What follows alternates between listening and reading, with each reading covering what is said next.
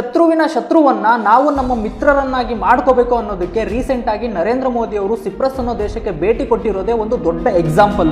ನಿಮ್ಗೆಲ್ಲ ಗೊತ್ತಿದೆ, ರೀಸೆಂಟ್ ಆಗಿ ಪಾಕಿಸ್ತಾನ ಪಹಲ್ಗಾಮ್ ಅಲ್ಲಿ ಟೆರರ್ ಅಟ್ಯಾಕ್ ಮಾಡಿದ್ರಿಂದ ನಮ್ಮ ಭಾರತ ಆಪರೇಷನ್ ಸಿಂಧೂರ್ ಅನ್ನ ಕಂಡಕ್ಟ್ ಮಾಡಿ ಪಾಕಿಸ್ತಾನಕ್ಕೆ ಚೆನ್ನಾಗಿ ಬುದ್ಧಿ ಕಲಿಸಿತ್ತು. ಆ ಟೈಮ್ ಅಲ್ಲಿ ಸ್ವಲ್ಪ ಜನ ಭಾರತಕ್ಕೆ ಸಪೋರ್ಟ್ ಮಾಡಿದ್ರು, ಇನ್ ಸ್ವಲ್ಪ ಜನ ಯಾರಿಗೂ ಸಪೋರ್ಟ್ ಮಾಡದೇನೆ ತಟಸ್ಥವಾಗಿದ್ರು. ಅದರಲ್ಲೂ ಸ್ವಲ್ಪ ಜನ ಪಾಕಿಸ್ತಾನದ್ದು ತಪ್ಪಿದೆ ಅಂತ ಗೊತ್ತಿದ್ರು ಕೂಡ ಪಾಕಿಸ್ತಾನಕ್ಕೆ ಸಪೋರ್ಟ್ ಮಾಡಿದ್ರು. ಅದರಲ್ಲಿ ಒಂದು ಕಂಟ್ರಿ ಯಾವ್ದಂದ್ರೆ ಟರ್ಕಿ. ಪಾಕಿಸ್ತಾನಕ್ಕೆ ಸಪೋರ್ಟ್ ಮಾಡ್ತಿದೆ ಅಂತಂದ್ರೆ ಏನರ್ಥ? ನಮ್ಮ ಭಾರತವನ್ನ ಇಂಡೈರೆಕ್ಟ್ ಆಗಿ ಅಥವಾ ಡೈರೆಕ್ಟ್ ಆಗಿ ಎದುರು ಹಾಕೋತಿದೆ ಅಂತ ಅರ್ಥ. ನಮ್ಮ ಭಾರತ ಇದನ್ನ ನೋಡ್ಕೊಂಡೆಲ್ಲ ಸುಮ್ಮನೆ ಇರುತ್ತೆ ಅಂತ ಅನ್ಕೊಂಡಿದ್ದೀರಾ?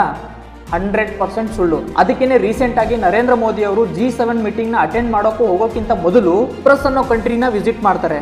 ಇದು ನಮ್ಮ ಭಾರತದ ಲೆಫ್ಟ್ ಅಂದ್ರೆ ವೆಸ್ಟರ್ನ್ ಕಡೆಗೆ ಹೋದ್ರೆ ಇಲ್ಲಿ ಟರ್ಕಿ ಬರುತ್ತೆ. ನೀವು ನೋಡ್ಬೋದು, ಟರ್ಕಿ ಕೆಳಗಡೆ ಇರೋ ದೇಶನೇ ಸಿಪ್ರಸ್. ಆಕ್ಚುಲಿ ಸಿಪ್ರಸ್ಗೆ ಟರ್ಕಿನ ಕಂಡ್ರೆ ಆಗಲ್ಲ, ಯಾಕಂದ್ರೆ ಟರ್ಕಿ ಸಿಪ್ರಸ್ ನ ಇಂಟರ್ನಲ್ಲಿ ಎರಡು ದೇಶವಾಗಿ ಭಾಗ ಮಾಡ್ಬೇಕಂತ ಅನ್ಕೊಂಡಿದೆ. ಸೊ ಸಿಪ್ರಸ್ ಟರ್ಕಿನ ಒಂದು ತರ ಎನಿಮಿ ತರ ನೋಡುತ್ತೆ.